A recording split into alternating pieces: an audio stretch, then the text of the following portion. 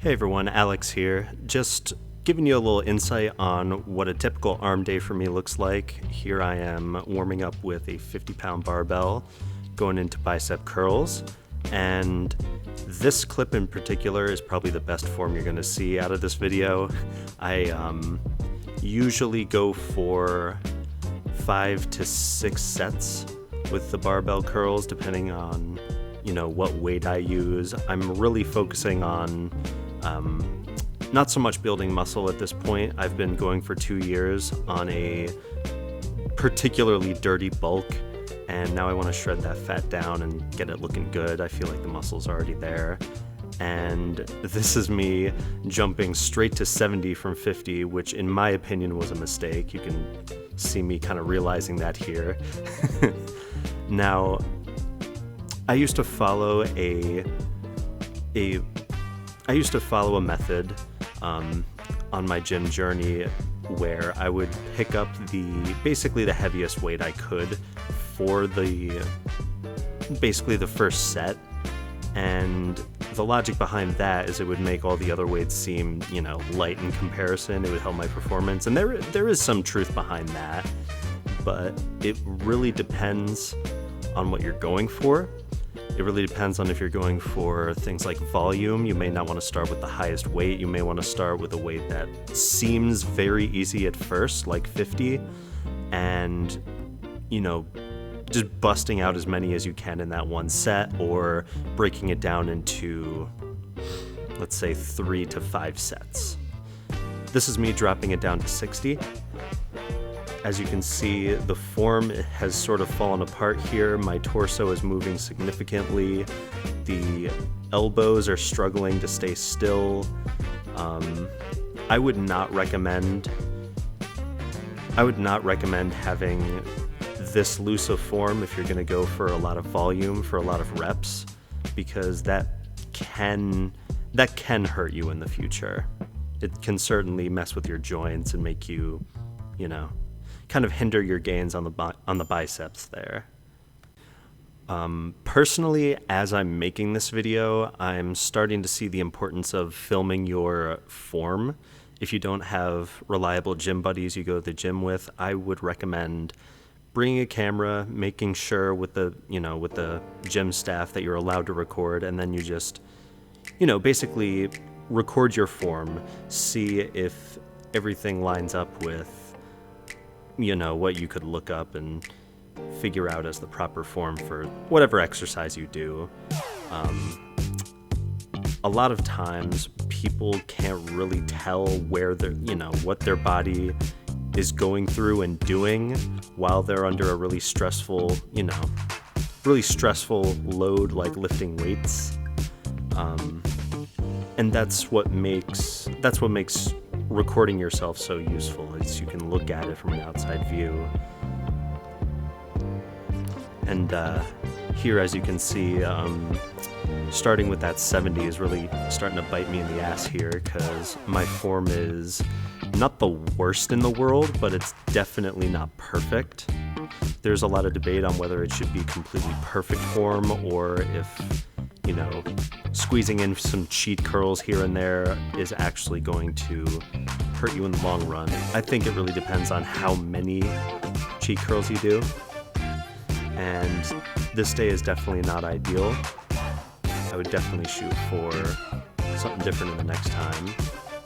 This is the tricep pull down, and I believe this is another good example of why recording yourself doing the lifts is a really beneficial thing, because I believe on the second or third sets of this I don't really go full range of motion, and granted, this may be a product of my autism, funnily enough, but I have this thing called hyposensitivity, meaning I don't really feel as much as I should, and that can really get in the way of mind-muscle connection and finding out, proprioception, meaning the knowledge of where your body is in space. So for guys like me, and maybe even for guys like you, busting out the camera and watching yourself, or even looking at yourself in the mirror, if you can accurately assess your form while you're under the pressure you put yourself under. And yes, as you can see, you see me basically stopping about 80% of the way through the negative here, but it would have been easier to tell if I just had a mirror or, the camera. I would highly recommend experimenting with the grips for this exercise. There's certain grips that are more like shaped for your hand to fill out, just much easier than just this rope. So, of course, it's really up to what kind of person you are, what you find most comfortable or, challenging, depending on what kind of lifter you are. And here, as you can see, those first 3 reps and even these here are kind of a struggle for me. You can see me getting to the end of my rope here, no pun intended. But I decide in this moment to compensate for that by holding it. I think that's where I held it. That was a really big hold. But anyways, this right here is a muscle group that a lot of people decide to neglect. Well, maybe not even decide to neglect. They may just not even realize that there's exercise for your forearms. And this is one of my favorite ones. It provides a really nice stretch. The only issue with this particular form is my left arm. It's not entirely resting on my knee there, so maybe there's a bit of tension on my wrist that could cause a bit of an injury if I'm not careful, if I'm doing that too many times. I definitely need to do a lot more of these to make my arms symmetrical. I don't want that reverse Popeye effect where basically my biceps and triceps are huge, but my forearms are kind of trash. You know how Popeye has just the gigantic forearms and nothing else. Definitely want to eat my spinach though. That's a very good tip when you're bodybuilding. Good protein, good fiber. These can really start to hurt, so having a mixture of forearm exercises would be fantastic, and maybe I'll showcase them in the next arm day video I do. But as of right now, this exercise, I was in a rush and I couldn't really hit the forearms with the proper care they needed, so we'll have to get that next time.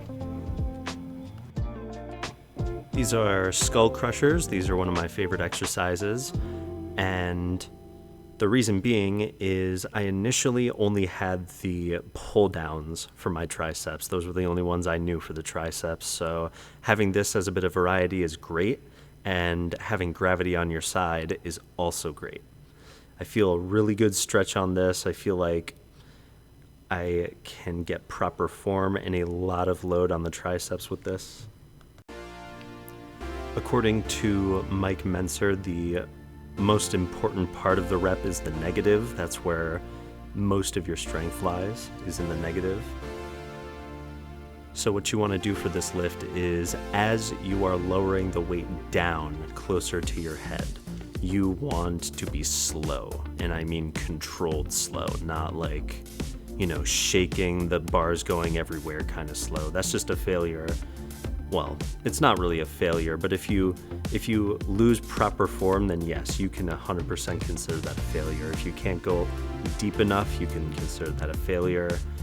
If you can't perform the full range of motion slowly, you consider it a failure. Even if it doesn't feel like that heavy of weight, you could always compensate it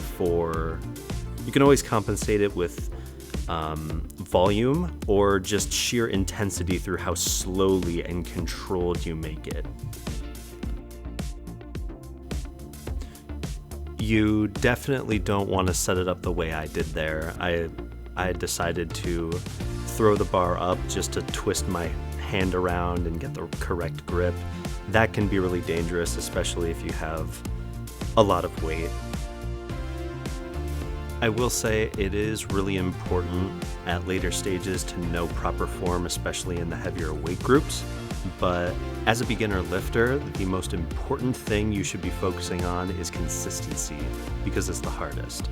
You may be motivated to get up and go to the gym the first 3 days you actually decide, but when you're a week in, a month in, many months in, you're not going to want to do every single exercise you're supposed to do. And what's really important is not only consistency, but the gradual growth element of it. You want to be raising in something like intensity, weight, or amount of reps. That is called progressive overload. You know, I fluctuated weight all throughout my curls in this exercise. Maybe the next exercise I will stay at a flat, consistent 60 pounds, and that will be tougher for me because, you know, I don't give myself as much leeway really. I just have to deal with the weight, get to 5 to 6 sets, and just be done with it.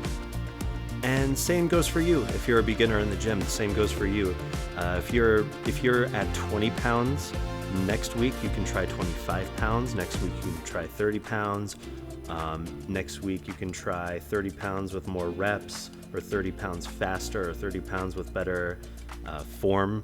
That will basically add to the exercise. The key to progressive overload is basically just add and add and add and add extra layers of difficulty to your exercise, and you will see consistent growth. So yeah, there you have it. Please remember to rate the video, subscribe if you liked it. Stay safe, and I love you all. Bye now.